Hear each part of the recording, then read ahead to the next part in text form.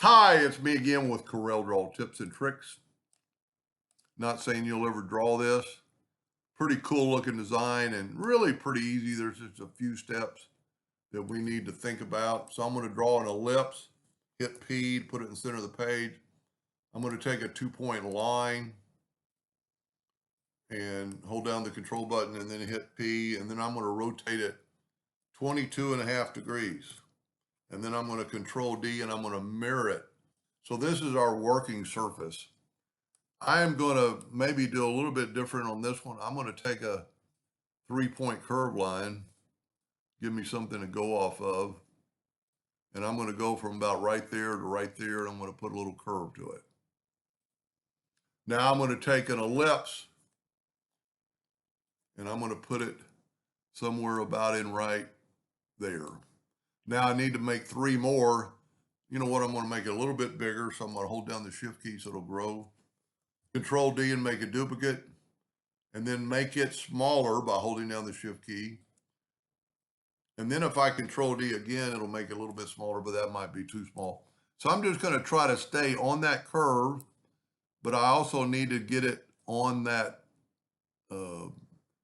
edge of that other curve, that other ellipse. So I'm more interested in getting it on that ellipse than so much of the curve, but we can move that a little bit. And then this would maybe be a big help if you'd use your nudge factor and make it a little bit smaller. See, I'm a little bit off that. Instead of moving that one, I'm going to move this one just down so slightly. I want them touching. Now I'm going to control D and make a duplicate of that, make it a little bit smaller still, and do the same thing. I think I might have hit that one perfect. No, it's got to be right on that line for this to work. Now I'm going to take away our curve line. And I'm going to go, they're actually too close to that edge. So I'm going to grab them all and put them like right there. Maybe a little bit higher still. Now I'm going to take my 3-point curve line and I'm going to go from right there to right there. And then I can move that in a second with my shape tool because I want it pretty much right on the apex. So it'll be even. Now I'm going to take another 3-point curve line and I'm going to go from that one to there. Then from there, and you don't have to probably stay on that same plane, but I am. And we're almost there. Let me take the shape tool, put it like right there.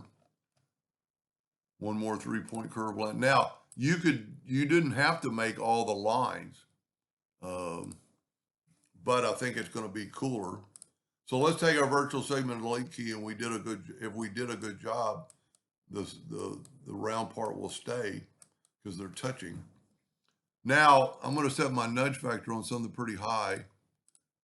6 inches ought to be enough. I'm going to take the Smart Fill tool and I'm going to do a different color this time.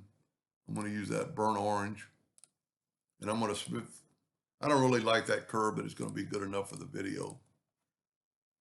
Now what I want to do is take these and I'm going to go no fill and no fill and outline.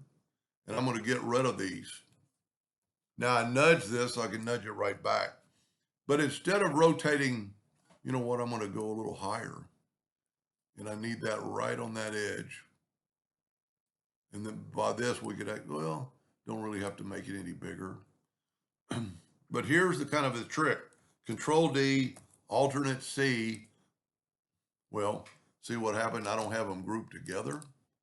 They're individually. So I need to control G. And then, you know what, I might have had, I don't want 2 copies, so I'm going to back up here. Sometimes when you have 2 copies. So control G to group, control D to duplicate, alternate C to make it rotate from the center. But we're only going to rotate it 30 degrees. And what that did, that gave me this part right here. I could actually be a little bit bigger, and I am, to make it look better.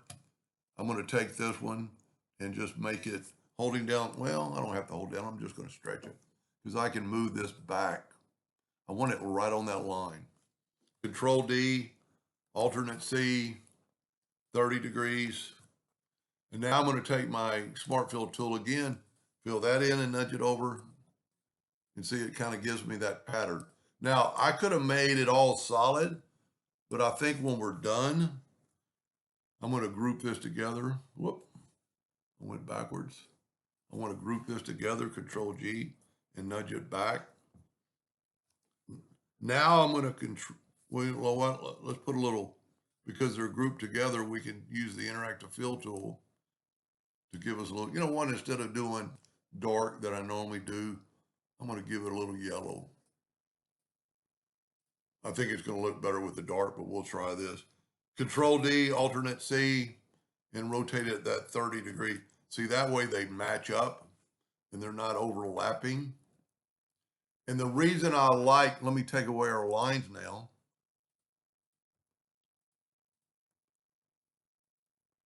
And the reason, let's take the black box. That looks pretty good. You can actually see the black line through it. So what you could do, you could either make the black line, I want to make sure I get it all, thicker, or you could make the black line white. And in this case, maybe the black looked the best, or you could make it an orange, make it a blue. I don't think that's going to, well, that doesn't look too bad. So if I would have rotated a little bit more, you'd have a little bit more of the open space and it would be a little different up here. I like my blue one still the best with that white background or white outline. Anyway, I hope that helped you a little bit. Thank you for watching.